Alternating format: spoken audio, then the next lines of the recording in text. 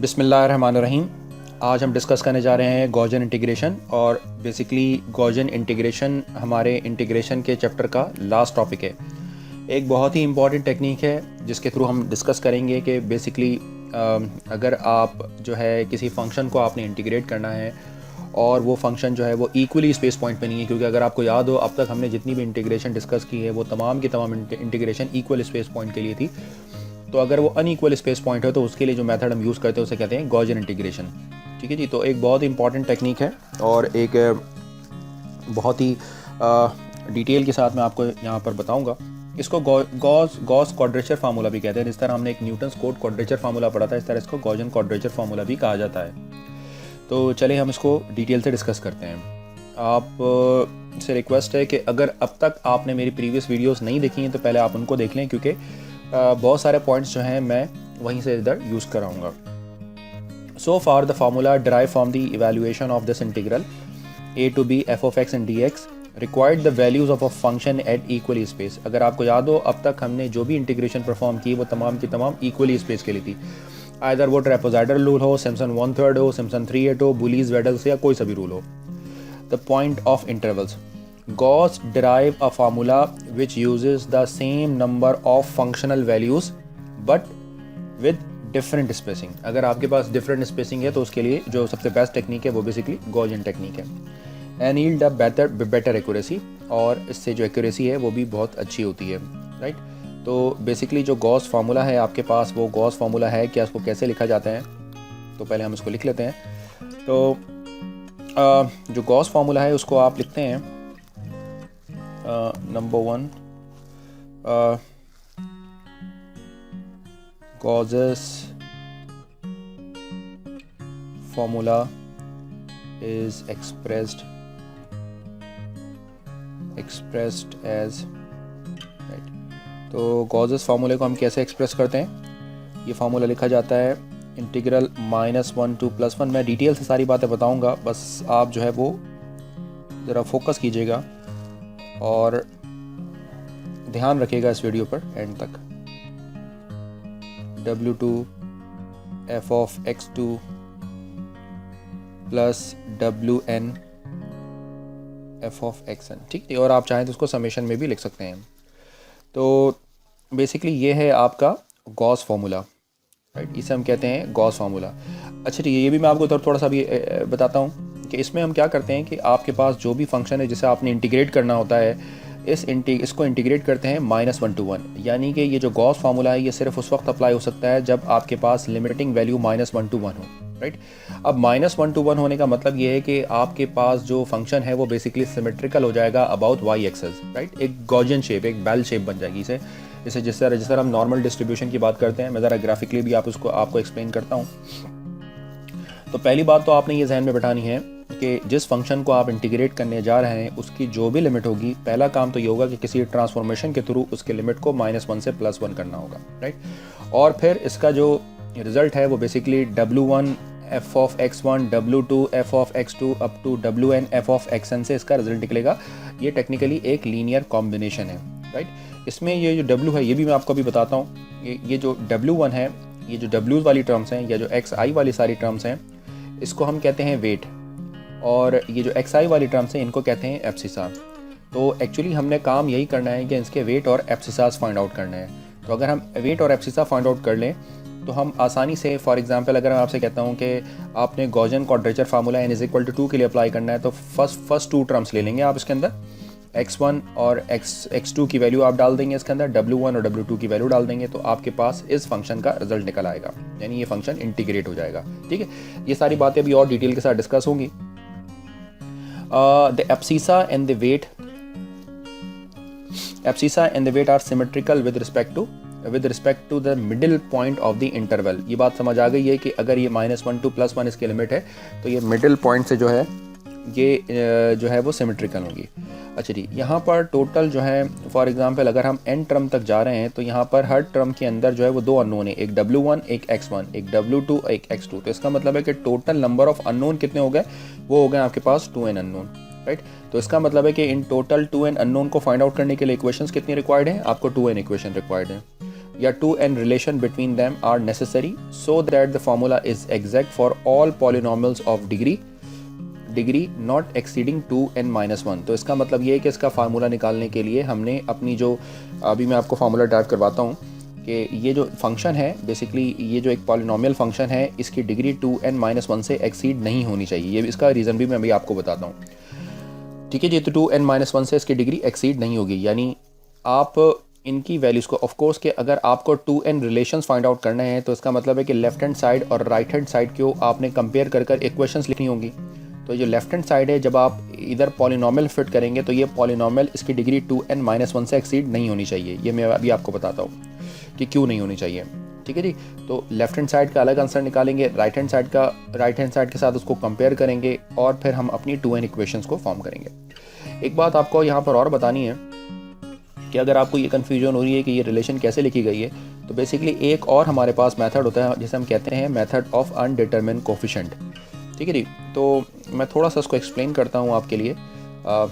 आसान सा मेथड है, मेथड ऑफ, या यूँ समझें कि जब आप डिफरेंशियल इक्वेशन पढ़ते थे तो उस डिफरेंशियल इक्वेशन में आपको जब वैल्यूज़ लिखनी होती थी, for example y not derivative है, तो आप जानते हैं कि इसका रिजल्ट कैसे निकलता था। इसका रिजल्ट बेसिकली एक लीनियर कॉम्बिनेशन होता था, y not a not plus a1 and y1। इस तरह आप इसको लीनियर कॉम्बिनेशन की फॉर्म में लिखते थे, और फिर आप क्या करते थे कि इस y नॉट और y1 और y नॉट और a नॉट और a1 और y नॉट और y1 की वैल्यू डिटरमिन करते थे, राइट। तो इसको हम कहते हैं मेथड ऑफ अनडिटरमिन्ड कोफिशिएंट। तो अगर आपने डिफरेंशियल इक्वेशन पढ़ी है तो आपको पता होगा कि डिफरेंशियल इक्वेशन का जो बेसिकली सोल्यूशन होता है वो बेसिकली एक लीनियर कॉम्बिनेशन की फॉर्म में होता है, c1 y1 c2 y2 वाली फॉर्म में होता है, या a not y not a1 y1 वाली फॉर्म में होता है। इसमें से y नॉट और y1 को बेसिस भी कहा जाता है, राइट। तो अभी तो मैं बेसिकली इसकी बात नहीं कर रहा हूँ। इसी तरीके से कि अगर आप अपने फंक्शन को इंटीग्रेट करते हैं, फॉर एग्जांपल x0 से लेकर x0 plus h f of x and dx के लिए, तो याद रखें कि इसका भी जो आंसर है वो बेसिकली एक लीनियर कॉम्बिनेशन होता है, a1 एंड y1, राइट। तो इसका मतलब ये कि जिस तरह ये डेरिवेटिव है, इस डेरिवेटिव, अगर आपने डिफरेंशियल इक्वेशन का कोर्स पढ़ा है तो आपको इस चीज़ का आइडिया ज़रूर होगा, और अगर आपने नहीं पढ़ा तो आप मुझसे सेपरेटली डिस्कस कर लीजिएगा। तो जिस तरह डिफरेंशियल इक्वेशन का सोल्यूशन भी बेसिकली लीनियर कॉम्बिनेशन की फॉर्म में दिखाया जाता है, इस तरह किसी इंटीग्रल का आंसर भी लीनियर कॉम्बिनेशन की फॉर्म में लिखा जाता है इन जनरल। और यहाँ से आप a नॉट और a1 और y नॉट और y1 की सारी वैल्यूज़ अगर आप कंप्यूट कर लें तो आप इस इंटीग्रल के आंसर फाइंड आउट कर सकते हैं x0 से लेकर x0 प्लस h के लिए। बिल्कुल इसी को देखते हुए ये रिज़ल्ट लिखा गया है, इसी को देखते हुए ये कॉम्बिनेशन बनाया गया है। अब यहाँ पर वेटेड का मतलब ये है कि चूँकि आप अपनी लिमिट को चेंज कर रहे होते हैं, यानी ओरिजिनल प्रॉब्लम में अगर लिमिट है आपके पास 0 से लेकर 1 तक, तो इसका मतलब ये है कि पहले आप इसकी लिमिट को -1 से +1 करेंगे, तो इट मीन्स आप जो है यहाँ पर वेट असाइन कर रहे होते हैं, यानी वेटेड वैल्यूज़ असाइन कर रहे होते हैं, ठीक है। तो अब हम देखते हैं कि इसके 2n रिलेशंस को किस तरह फाइंड आउट किया जा सकता है और इसको कैसे अप्लाई करते हैं। थोड़ा सा मैं और ग्राफिकली आपको समझाने की कुछ कोशिश करता हूँ। सपोज़ कीजिए कि अगर आपके पास ये फंक्शन है f ऑफ x, इसको आप -1 से +1 के दरमियान इंटीग्रेट करते हैं, तो ट्रेपेजॉइडल रूल जो होता है वो बेसिकली आपको ये वाला एरिया कैलकुलेट करके देता है, जिसको मैं अभी जो है वो आपके सामने मार्क कर रहा हूँ ऐसे, राइट। ये वाला एरिया आपको वो कंप्यूट करके देता है। और जबकि जो गॉसियन मेथड है वो बेसिकली कर्व तो आपके इसी तरह सिमेट्रिकल रहता है, लेकिन आप यहाँ पर x1 एब्सीसा फाइंड आउट करते हो, यानी x1 और x2। तो अगर आप नोट करें कि इन दोनों के दरमियान अगर आप एक स्ट्रेट लाइन ड्रॉ करते हैं तो आंसर कितना ज़्यादा एक्यूरेट है, राइट। तो वो आपको ये आंसर कंप्यूट करके दिखाता है, राइट। ये आंसर आपको मिल जाता है इस कर्व का। तो अगर आप नोट करें कि इसके मुकाबले में ये आंसर जो है वो आपका ज़्यादा इम्प्रूव है, तो गॉसियन मेथड आपका ये काम करता है। अच्छा, अब जिस तरह फर्दर मेथड आपका ग्रो करेगा तो आपको और बहुत सारी बातें समझ आएंगी। तो मेन पॉइंट ज़रा मैं रिपीट कर दूं। एक तो ये कि जो गॉसियन इंटीग्रेशन है वो अनइक्वल स्पेस के लिए भी यूज़ की जा सकती है, ठीक है जी। इसका फिर दूसरा ये कि जो आपका जो गॉस फार्मूला है आपके पास, जो गॉस फार्मूला आपके पास उसको इस तरह एक्सप्रेस किया जाता है कि ये -1 to +1 F of x and d x W1 f of x1 W2 f of x2 वाली फॉर्म में होता है। इसमें WI को वेट कहते हैं और XI बेसिकली एब्सिसा कहलाता है। इसका अगर लीनियर कॉम्बिनेशन बनाकर लिख दिया जाए तो आपको इसका रिजल्ट मिलता है। टोटल यहाँ पर 2n रिलेशंस होते हैं, यानी 2n अननोन है। इन 2n अननोन की वैल्यूज़ को फाइंड आउट करने के लिए आपको 2n इक्वेशंस या 2n रिलेशंस की ज़रूरत होती है। तो हम देखते हैं कि ये 2n रिलेशंस हमें किस तरह मिलती हैं। ठीक है, तो अब हम अपने लेक्चर को जो है वो फॉर्मली स्टार्ट करते हैं और आपको ये सारी पॉइंट जो हैं वो डिटेल के साथ यानी हम इसको डिराइव करते हैं। अब यहाँ पर आपको उस प्रॉब्लम का रिजल्ट भी मिलने वाला है कि मैं 2n-1 पॉलिनॉमियल एक्सीड क्यों नहीं करेगी आपके पास। तो देखिए मैं ज़रा गॉसियन को दोबारा लिख रहा हूँ। इक्वेशन नंबर 1 हमने उसका नाम दिया था, वो क्या होता है, आपने इसको -1 से लेकर +1 तक, ये होता है f of x and d x, right, which is equal to W1 f of x1 plus W2 f of x2 and so on plus WN f of xn। और अगर आप इसको समेशन में लिखना चाहें तो कैसे लिखेंगे, summation I is equal to 1 to n WI n f of xi, right. अच्छा जी, अब हम करने क्या जा रहे हैं, 2n रिलेशन को फाइंड आउट करने के लिए कंपेयरिंग कोफिशिएंट अब यूज़ करने जा रहे हैं कि पहले ये जो लेफ्ट हैंड साइड है इसका इंटीग्रल निकालते हैं और फिर इसको राइट हैंड साइड वाली वैल्यू से कंपेयर करते हैं। तो हम यहाँ पर हम ले रहे हैं यहाँ पर लेफ्ट हैंड साइड, और लेफ्ट हैंड साइड को इंटीग्रेट करने के लिए ये जो हमारा फंक्शन है ये बेसिकली पॉलिनोमियल फंक्शन होगा जिसका ऑर्डर 2n-1 से एक्सीड नहीं करना चाहिए। तो कैसे लिखेंगे इसको, C0 plus C1x plus C2x square dot dot dot plus C2n-1 x2n-1, right. तो ये आपका पॉलिनोमियल। अब आपको ये समझ आ गया कि ये मैंने 2n-1 तक क्यों लिखा है। वो इसलिए लिखा है कि जब मैं इसको इंटीग्रेट करूँगा तो इंटीग्रेट होने के बाद ये -1 + 1 जब हम करेंगे तो टोटल ऑर्डर आपके पास 2n बन जाएगा, राइट। अगर आप इसको 2n लिखेंगे तो वो ऑटोमेटिकली n+1 यानी वो 2n+1 रिलेशंस बन जाएंगे, ठीक है। तो अगर आपके पास पॉलिनोमियल का जो ऑर्डर है यानी ये जो फंक्शन है इसका 2n-1 से एक्सीड नहीं करेगा, तब आप जब आप इसको इंटीग्रेट करेंगे तो ये ऑटोमेटिकली 2n बन जाएगा। जैसे मैं भी आपको इंटीग्रेट करके दिखाता हूँ। तो इसको जब सब्स्टिट्यूट करते हैं लेफ्ट हैंड साइड पर तो ये बन जाएगा -1 to +1 f of x dx is equal to integral -1 to +1 C0 plus C1x plus C2x square plus C2n-1 and x2n-1 और इसको dx के रिस्पेक्ट से इंटीग्रेट करते हैं। जी जनाब, तो क्या बनेगा इसका आंसर, ये आ जाएगा C0x, लिमिट लगानी होगी -1 to +1 और फिर इसी तरीके से ये हो जाएगा C1x square over 2 factorial limit -1 to +1। Similarly ये हो जाएगा आपके पास C2x क्यूब ओवर 3 -1 to +1 और इसी तरीके से इसमें C2n-1 कांस्टेंट है, बाहर आ जाएगा और जब आप इसको इंटीग्रेट करेंगे तो ये 2n डिवाइडेड बाय 2n होगा जिसकी लिमिट -1 to +1 हो जाएगी, राइट। तो आपको ये पॉइंट समझ आ गया होगा। अच्छा जी, इसको फर्दर सिंप्लीफाई करें, जब अपर और लोअर लिमिट पुट करेंगे तो ये रिजल्ट होगा 2C0 plus 2/3 C2 plus 2/5 C4 and so on. ये फॉर एग्जांपल इक्वेशन नंबर 3 बन गई आपके पास। वो जो f ऑफ x वाली इक्वेशन थी, अगर आप उसको चाहें तो इसको इक्वेशन नंबर 2 बना लें और जो आपके पास ओरिजिनल है वो बेसिकली आपके पास इक्वेशन नंबर ये 1 है। ये मैं इसको लिख देता हूँ वापस, चूँकि मैंने लिख लिया था, ये बेसिकली आपके पास इक्वेशन नंबर 1 थी, राइट। तो आपने लेफ्ट हैंड साइड का जो रिज़ल्ट है वो फाइंड आउट कर लिया है, ये आ गया आपके पास लेफ्ट हैंड साइड। मैं इसको ज़रा और दोबारा लिख देता हूँ, इसको हम यहाँ से 3 ऐसे हटा लेते हैं। मैं ज़रा साथ लिख देता हूँ कि ये जो लेफ्ट हैंड साइड है आपके पास -1 to +1 f of x and dx, इसका जो रिज़ल्ट है वो होगा आपके पास 2C0 plus 2/3 C2 plus 2/5 C4 and so on. इसे हमने इक्वेशन नंबर 3 का नाम दिया और मैं यहाँ पर लिख देता हूँ कि एक्चुअली ये आपके पास लेफ्ट हैंड साइड से रिजल्ट आया। अब बात करते हैं राइट हैंड साइड पर। तो राइट हैंड साइड पर ये समेशन वाली फॉर्म अगर आप देखिए तो राइट हैंड साइड पर आपको ये समेशन वाली फॉर्म नज़र आ रही है, ये देखिए ये है राइट हैंड साइड पर समेशन, ये बनाने की कोशिश करते हैं। तो इसके लिए हमें फंक्शन की वैल्यू एक्स आई पर चाहिए, उसको डब्ल्यू आई से आपने मल्टीप्लाई करना होगा। तो अब हम चलते हैं अपने राइट हैंड साइड की तरफ। तो मैं इसके लिए पेन अपना चेंज करता हूँ और मैं बात करता हूँ राइट हैंड साइड। तो क्या थी आपके पास right hand side? Right hand side है summation I is equal to 1 to n, और फिर उसके बाद है यहाँ पर W I and F of X I, right. इसकी वैल्यू आपने निकालनी है। तो ये बताइए कि भाई एफ ऑफ एक्स आई क्या होगा।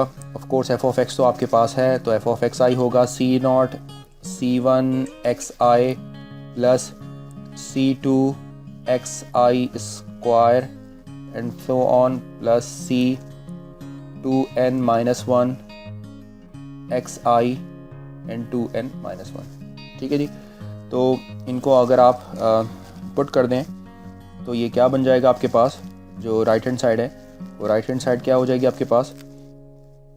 तो राइट हैंड साइड आपके पास हो जाएगी, इसको चाहिए summation I is equal to 1 to n W I as it is है, और F of X I put कर दें तो C not plus C one X I plus C two X I square plus C two N minus one X I two N minus one. ठीक है जी। और अगर हम समेशन को apply कर दें, समेशन से इसको एक्सपेंड कर लें, तो आई की वैल्यू अगर आप 1 रखते हैं तो आई की वैल्यू 1 के लिए रिजल्ट बनेगा W1 C not plus C1 x1 plus C2 x1 square plus C2n minus one x1 power 2n minus one. ठीक है जी। अच्छा जी, फिर जब आप उस पर समेशन अप्लाई करेंगे तो सेकंड टर्म क्या बनेगी आपके पास? सेकंड टर्म बनेगी आपके पास प्लस W2, और ये रिज़ल्ट होगा C not plus C1 x2 plus C2 x2 square, और इसी तरीके से ये लास्ट टर्म बनेगी आपके पास C2n minus one x2 2n minus one, right. और सिमिलरली अगर मैं बात करूं WN की, तो WN क्या होगा आपके पास?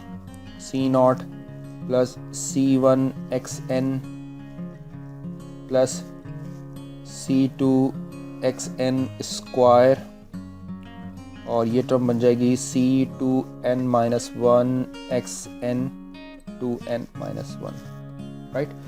तो आपने जो है वो राइट हैंड साइड वाली वैल्यू भी निकाल ली। इसको फर्दर थोड़ा सिंप्लीफाई कर लीजिए, यानी लेफ्ट हैंड साइड पर आप अगर इसको इसके साथ कंपेयर करेंगे कोफिशिएंट, तो यहाँ पर बेसिकली ये सी नॉट C2 C4 वाली फॉर्म में है।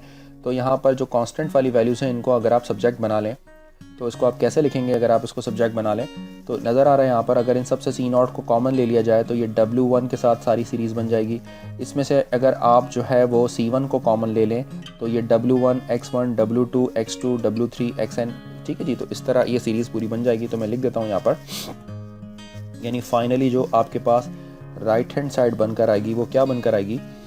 वो अगर सी नॉट अगर आप कॉमन ले लें तो ये बन जाएगा W1 plus W2 plus W3 plus WN, right. इसी तरीके से C1 की वैल्यू क्या होगी? C1 होगा आपके पास W1 x1 W2 x2, और इसी तरीके से ये बनेगा WN xn, राइट। अच्छा जी, एक और टर्म लिखवाएं, प्लस ये बताएं कि C2 की वैल्यू क्या होगी। ऑफ कोर्स C2 की वैल्यू बनेगी W1 x1 square plus W2 x2 square, और इसी तरीके से ये बन जाएगी WN xn स्क्वायर, राइट। तो उम्मीद है कि आपको ये सारी टर्म लिखना आ गई होंगी। तो इसी तरीके से अब आप मुझे ये बताएं कि C2n माइनस वन के साथ टर्म्स कैसी लिखी जाएंगी, वो क्या होंगे आपके पास? तो वो टर्म होगी आपके पास W1 x1 2n minus one plus W2 x2 2n minus one, और ये जो लास्ट टर्म होगी आपके पास ये होगी WN xn 2n minus one, right. ये बन गई आपके पास सपोज इक्वेशन नंबर 4। तो ये आ गया आपका आंसर राइट हैंड साइड का। वहाँ पर आपने आंसर निकाला था लेफ्ट हैंड साइड का। ये देखिए लेफ्ट हैंड साइड पे रिजल्ट हमने निकाला था, ये पूरा आंसर लेफ्ट हैंड साइड का था। तो आपने क्या करना है, अब ये लेफ्ट और राइट वाली वैल्यू को आपस में कंपेयर करना है और इन कांस्टेंट की जो वैल्यूज़ हैं, इन कोफिशिएंट की वैल्यूज़ हैं, इनको आपने फाइंड आउट करना है। ठीक है जी। तो हम क्या करने वाले हैं, इक्वेशन नंबर 3 और जो 3 से आंसर निकाला है, जो 4 से आंसर निकाला है, एक्चुअली वो आइडेंटिकल है, एक इक्वेशन के दोनों तरफ हैं। तो equation number 3 and 4 are identical.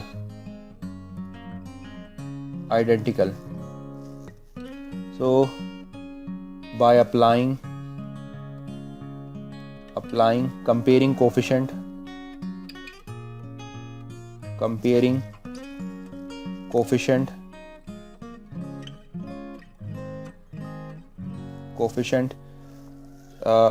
we can obtain 2n equations। इससे हमें 2n equations मिल जाएंगे। कैसे मिलेंगे, अब ज़रा कंपेयर करते हैं इसको। वहाँ C0 से इसको जब कंपेयर करेंगे तो यहाँ पर जो C0 की वैल्यू है आपके पास, इसका जो कोफिशेंट है वो बेसिकली सॉरी कहाँ गया जी, ये जो राइट हैंड साइड पर हमने आंसर निकाला है, इसमें जो C0 का जो कोफिशेंट है वो 2 है, फिर C1 नहीं है, इसका कोफिशेंट 0 है, फिर C2 का कोफिशेंट 2/3 है, फिर 0 है, फिर C4 का कोफिशेंट 2/5 है, राइट। तो हम इसी कंटिन्यूशन में इसको लिखते हैं जी जनाब।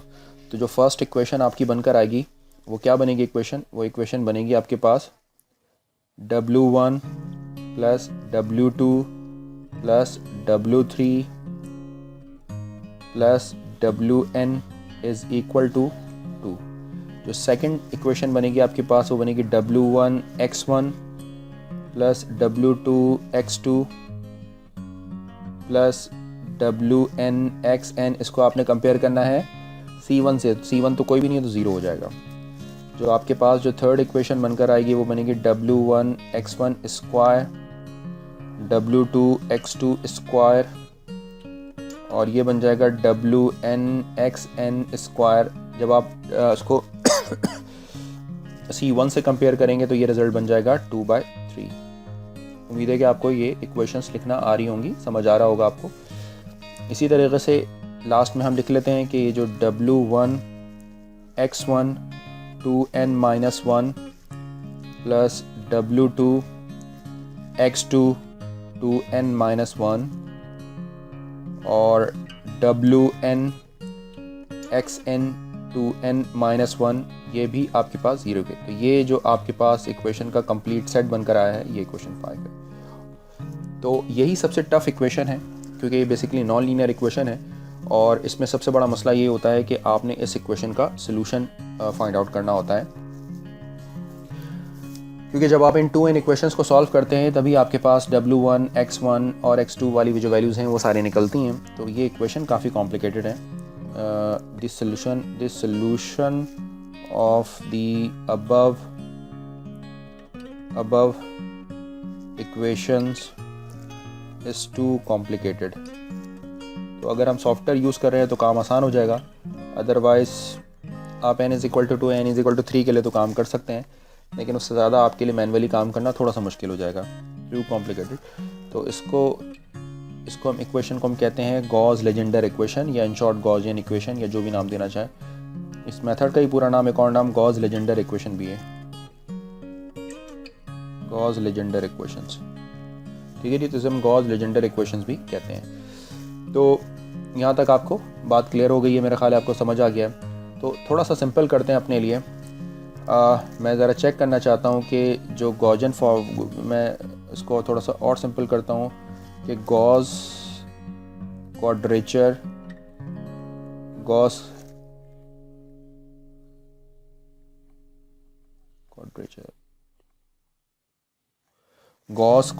फार्मूला हम चेक करते हैं। पहले सिंप्लीफाई करते हैं फॉर n = 2 के लिए। ठीक है जी, ताकि ये कि इन फ्यूचर अगर हमें काम करना हो तो हम अभी से अपने लिए एक टेबल फॉर्म कर लें और फिर हम उस टेबल को यूटिलाइज कर लें। तो जो पॉइंट अगर आपके अभी समझ नहीं आ रहे हैं तो वो भी थोड़ी देर में आपको सारी चीज़ें क्लियर हो जाएंगी। तो n = 2 का क्या मतलब होगा, जी जनाब, n इज़ इक्वल टू 2 का मतलब होगा for n is equal to 2, ये जो इक्वेशन नंबर 5 है ये क्या बन जाएगी? पहले तो ये कि जो इंटीग्रल है आपके पास -1 to +1 f of x dx, ये बेसिकली इक्वल होगा आपके पास w1 f of x1 plus w2 and f of x2, ठीक है जी। और ये 2n इक्वेशंस आपने यहाँ पर लेनी है, तो 2n का मतलब हो जाएगा 4 इक्वेशंस आपने यहाँ पर चूज़ करनी है। तो इक्वेशन नंबर 5 से तो वो इक्वेशन कौन कौन सी चूज़ करेंगे? w1 w2 is equal to 0। Second equation आप लेंगे w1 x1 plus w2 x2 is equal to, sorry ये एक्चुअली 2 के इक्वल है, ये 0 हो जाएगा। थर्ड इक्वेशन लेंगे आप w1 x1 square plus w2 x2 square is equal to 2/3। और फोर्थ इक्वेशन आप क्या लेंगे? w1 x1 cube plus w2 x2 cube is equal to 0। तो बेसिकली ये है आपके पास 4 इक्वेशन, जिनको अगर आप साइमल्टेनियसली सॉल्व करें या किसी भी मेथड से अगर आप सॉल्व करें तो यहाँ पर सिंप्लीफाई होने पर w1 w non linear equations हैं, तो आपके पास क्या मिलेगा? w1 w2, एक तो w1 w2 भी मिलेगा और एक आपको x1 x2 भी मिल जाएगा।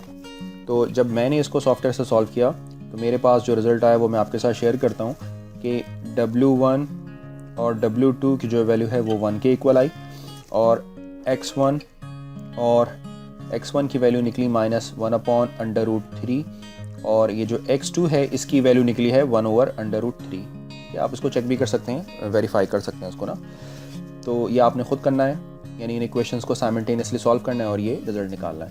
तो इसका मतलब ये हो गया कि n इज़ इक्वल टू 2 के लिए अगर मेरे पास किसी फंक्शन को इंटीग्रेट करना है -1 से +1 f of x and dx के लिए, तो मुझे सिंपली क्या करना होगा? 1 डॉट जो भी फंक्शन है उसकी वैल्यू निकालनी होगी x1 यानी -1/√3 पर, और इसी तरीक़े से 1 डॉट इसकी वैल्यू फाइंड आउट करनी होगी आपके पास 1/√3, और बड़ी आसानी से वो जो है वो फंक्शन इंटीग्रेट हो जाएगा, ठीक है जी।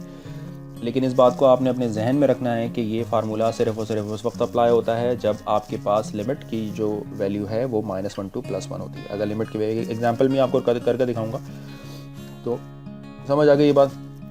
अच्छा जी, अगर हम बात करते हैं n इज़ इक्वल टू 3 के लिए या n इज़ इक्वल टू 4 के लिए, तो ये सब मैंने कैलकुलेट किए हुए इक्वेशंस बनाकर, तो हम उसको यूज़ कर लेंगे। तो मैं आपको एक ज़रा जल्दी से टेबल बनाकर ये सारी चीज़ें लिखवा देता हूँ आपके लिए। एक बड़ा सा एक टेबल फॉर्म कर लें, क्योंकि मैंने सारे कोफिशिएंट जो है वो एक्चुअली कैलकुलेट कर लिए हैं।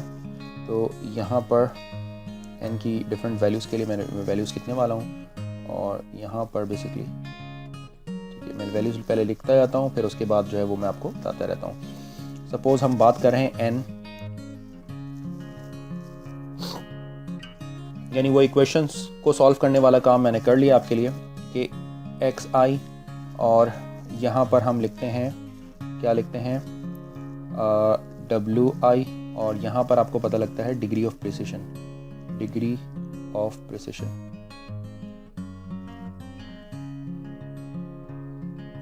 ठीक है जी।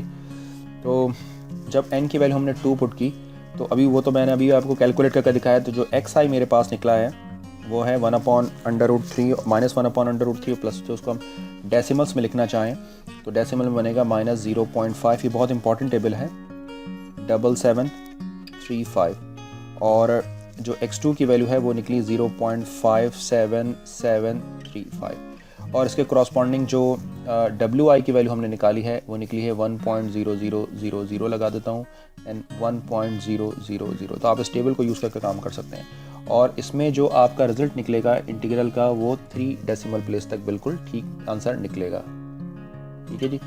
तो ये बात आपके समझ में आ गई है।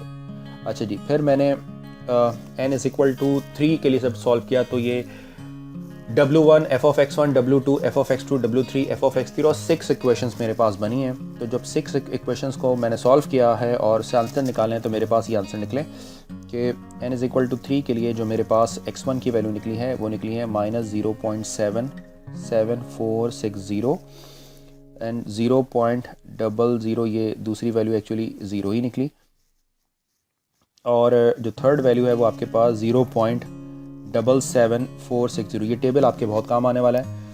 W1 की वैल्यू इसी के करस्पॉन्डिंग निकली है 0.5555, क्योंकि सॉफ्टवेयर से करने का ये फ़ायदा हो जाता है। और जो सेकंड वैल्यू है W2 की वो निकली है 0.8889, और जो थर्ड वैल्यू है वो निकली है 0.5555, राइट। और ये आपको जो है वो 5 डेसिमल प्लेसेस की एक्यूरेसी देगा। तो ये एक बड़ा सॉलिड मेथड है, राइट। फिर मैंने इसी प्रॉब्लम को, क्योंकि हमें एक्चुअली 4 5 तक कर लेते तो बहुत काम आसान हो जाता है। 4 का मतलब ये हो गया कि आपके पास 8 अननोन है, यानी 8 इक्वेशंस हैं। तो मैंने जब उनको सॉल्व किया तो उसका आंसर -0.86114 x1, फिर -0.33998, फिर 0.33998, और फिर आपके पास 0.86114 वैल्यूज़ निकली। और यहाँ पर जो W की वैल्यूज़ हैं वो बेसिकली 0.34785, 0.65214, 0.65214 एंड 0.34785, और ये आपको 7 डेसिमल प्लेसेस की एक्यूरेसी देगा। तो आप नोट कर रहे हैं कि कितनी ज़्यादा आपको एक्यूरेसी मिल रही है यहाँ पर, ठीक है जी। इसी तरीक़े से मज़ीद हमने जो है वो जितनी, एक मैंने 5 को भी सॉल्व कर लिया था, तो मैं कुछ वैल्यूज़ लिख रहा हूँ। स्पेस यहाँ पर लिमिटेड है, बाकी आपने ख़ुद लिखनी है। शुरू की 2 वैल्यूज़ लिख रहा हूँ। -0.90618 एक वैल्यू ये थी, फिर -0.53847, यानी 2 वैल्यूज़ लिख रहा हूँ ताकि आपको आइडिया हो जाए। रिमेनिंग वैल्यूज़ आपने ख़ुद लिखनी है। 0.23693, और फिर 0.47863, और ये आपको 9 प्लेसेस की एक्यूरेसी देता है। तो आप नोट कर रहे हैं कि ये कितना पावरफुल मेथड है और कितनी ज़्यादा एक्यूरेसी आपको प्रोवाइड करता है। तो ये बात आपके जहन में आ गई होगी, ठीक है जी।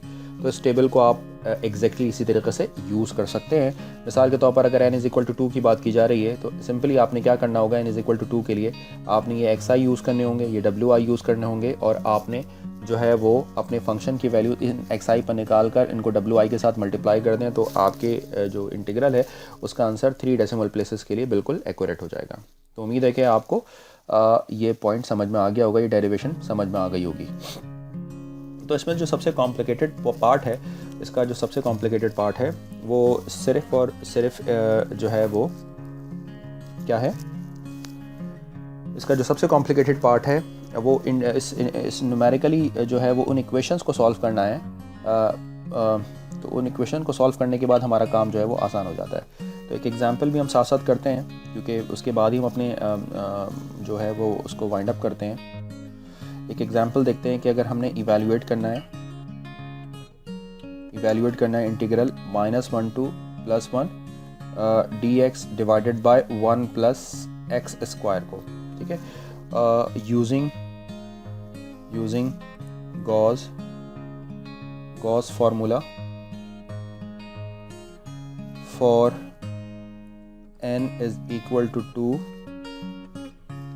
and n = 3 के लिए। तो चलें देखें कितना आसान हो जाएगा हमारे लिए इस प्रॉब्लम को सॉल्व करना, क्योंकि वो टेबल हम यूज़ कर सकेंगे। तो n = 2 के लिए जो i है हमारे पास, इसका रिज़ल्ट होगा -1 to +1 dx divided by 1 + x²। ये लिखा जाएगा w1 f(x1) + w2 f(x2), right. और इन सब की वैल्यूज़ आपने कैलकुलेट की हुई है, तो पुट कर दीजिए। तो w1 एक्चुअली 1 के इक्वल है, डॉट f(x1) 1 था ये, और इसी तरीक़े से प्लस w2 भी 1 था, और उस टेबल से अगर आप देखें तो ये +1/√3 है। तो कैलकुलेटर से, और फंक्शन आपके पास 1/1 + x² का होगा, ऑफ कोर्स ये फंक्शन होता है आपके पास। तो जब कैलकुलेटर से हमने इसकी वैल्यू कंप्यूट की तो फाइनली जो हमारा रिज़ल्ट बनकर आया है वो रिज़ल्ट बन गया है आपके पास 3/4 plus 3/4 which is equal to 1.5, right. तो ये जो आपके पास इंटीग्रल थी -1 to 1 dx divided by 1 plus x square, इसका रिजल्ट आ जाएगा 1.5, ठीक है। तो इस तरह आप गॉसियन मेथड के थ्रू अपने प्रॉब्लम को सॉल्व कर सकते हैं। n इज़ इक्वल टू 3 भी ट्राई कर लेते हैं। तो n इज़ इक्वल टू 3 से भी हमें जो चीज़ है वो पता लग जाएगी। हाँ जी, तो अगर मैं आपसे कहता हूँ कि बताएं कि n इज़ इक्वल टू 3 के लिए क्या होगा, तो n इज़ इक्वल टू 3 के लिए जो इंटीग्रल है इसकी वैल्यू बनेगी w1 f of x1 plus w2 f of x2 plus w3 f of x3, right. तो ये i की जो आपके पास वैल्यूज़ हैं ये क्या हो जाएगी, आपके पास सारी वैल्यूज़ आप इस टेबल से देख लीजिएगा। जब आप सारी वैल्यूज़ को इस टेबल से देख लेंगे तो ये बनेगा, मैं लिख देता हूँ 0.5555 1 ओवर f ऑफ x1 यानी 1 प्लस माइनस 0.7746 स्क्वायर, ठीक है, प्लस सेकंड टर्म होगी 0.8889 1 डिवाइडेड बाय 1 प्लस 0 स्क्वायर, और जो थर्ड टर्म होगी आपके पास 0.5555 and 1 divided by 1 plus 0.7746 square, ठीक है जी।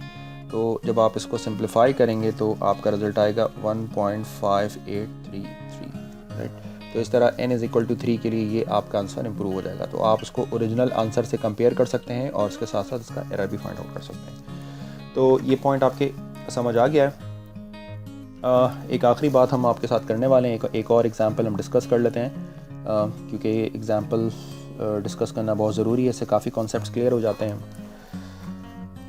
तो using, this is question number 2, using the 3 point,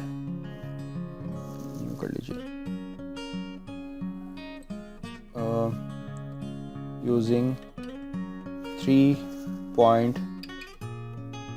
points Gaussian quadrature formula, Gaussian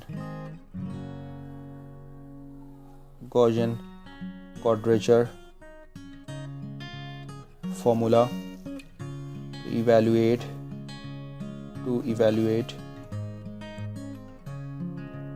evaluate integral 0 to 1 dx divided by 1 plus x, ठीक है जी।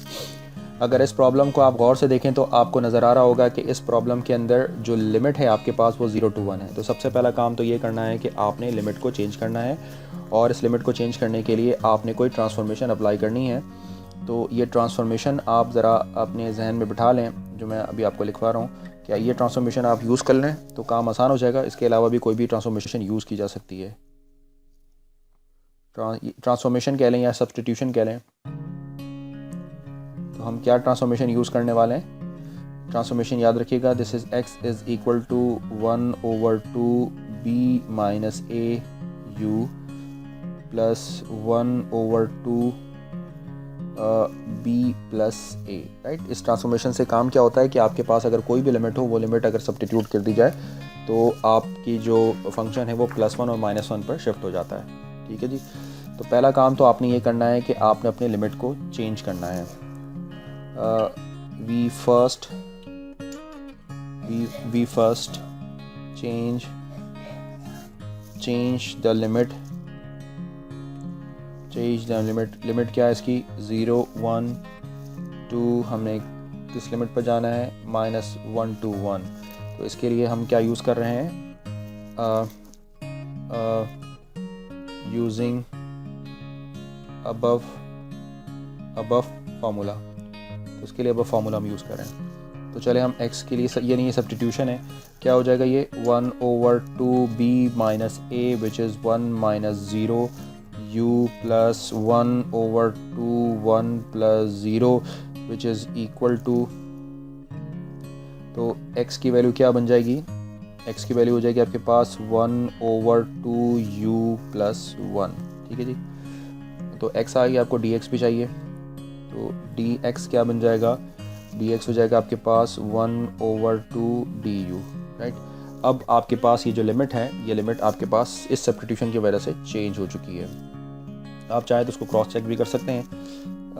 Then i is equal to, अब ये जो limit 0 to 1 dx divided by 1 + x थी, अब ये limit इस transformation के साथ -1 to +1 हो गई है, और इस dx की जगह पर आप लिख सकते हैं 1/2 du, और वहाँ पर जो 1 + x है उसकी जगह पर आप लिखेंगे 1 + x बराबर होगा किसके, 1/2 u + 1 के। इसको अगर आप फर्दर सिंप्लीफाई करके लिखें तो ये -1 to +1 हो जाएगा, और ये हो जाएगा du डिवाइडेड बाय u + 3। तो बेसिकली आपने इस इंटीग्रल को सॉल्व करना है। जी जनाब, कैसे सॉल्व करें, इसको थर्ड पॉइंट तक सॉल्व करना है। तो थर्ड पॉइंट तक सॉल्व करने का मतलब ये हो जाएगा कि आपको चाहिए होगा w1 f(u1), ठीक है जी, plus w2 f(u2) and plus w3 f(u3) की वैल्यूज़। और ये सारे एब्सिसास और वेट जो है वो n=3 जो है वो आप टेबल से नोट कर लीजिएगा। तो जो w1 है और वो बनेगा आपके पास, मैं बता देता हूँ, ये आ जाएगा 0.555 f(u1). f(u1) को कैसे लिखेंगे आप, ये इक्वल होगा 1 डिवाइडेड बाय 3 माइनस 0.7746। ठीक है, आप इन सब चीज़ों को क्रॉस चेक ज़रूर कीजिएगा कि इन केस ये ना हो कि कोई कैलकुलेशन मिस्टेक हो और आप उसी को फॉलो कर रहे हो। +1 डिवाइडेड बाय 3 माइनस 0, और फिर उसके बाद 0.8889, और जो लास्ट टर्म है ये बनेगी 1 डिवाइडेड बाय 3 प्लस 0.7746, और यह आंसर आ जाएगा 0.5555। और जब आप इसको कैलकुलेटर से सिंप्लीफाई करेंगे तो ये बनेगा 0.4497 मल्टीप्लाई बाय ये फैक्टर 0.5555 एंड देन प्लस 1/3 0.8889। मैं बहुत डिटेल से इसको सॉल्व करता हूँ ताकि किसी किस्म की कोई कैलकुलेशन मिस्टेक ना हो, और आप जब इसको देखें तो आप अपने आंसर को क्रॉस चेक कर सकें। तो फाइनली जो इसका रिज़ल्ट है वो बन जाएगा 0.6931। तो इस तरह गॉसियन इंटीग्रेशन जो है वो आपको ये फाइनल रिज़ल्ट आपको देगी।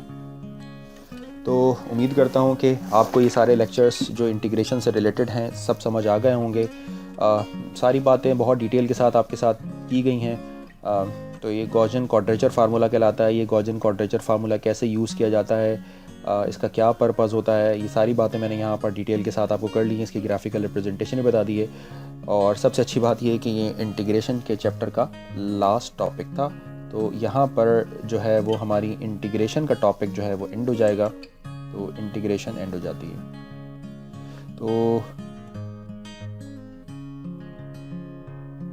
तो अब हम जो है वो अपने नेक्स्ट चैप्टर के साथ फिर आपसे मुलाकात होगी।